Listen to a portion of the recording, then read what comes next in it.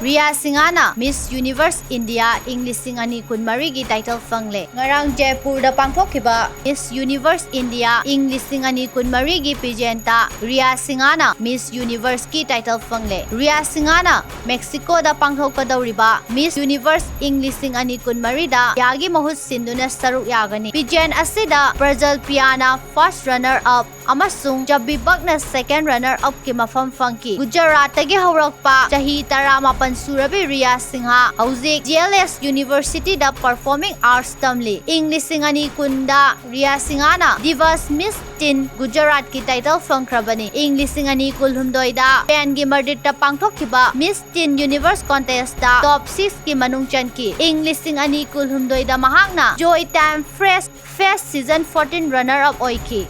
नमस्ते, मेरा नाम रिया है और मैं आज मिस यूनिवर्स इंडिया का टाइटल जीती हूँ ग्लैम आनंद के साथ।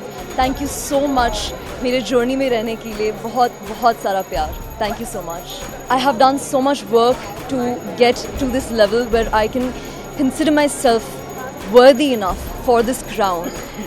I am so inspired by the previous winners and I would really like to thank Glam Anand's team for supporting me through this journey and making me feel like I'm capable of getting this crown to my state, to now the universe. Glam Anand has been wonderful. They have been the most fair and the kindest people ever. I have experienced so many things, but they have been the ones that have stuck. They have been the ones that have been consistent. And I'm so grateful to them. Thank you so much.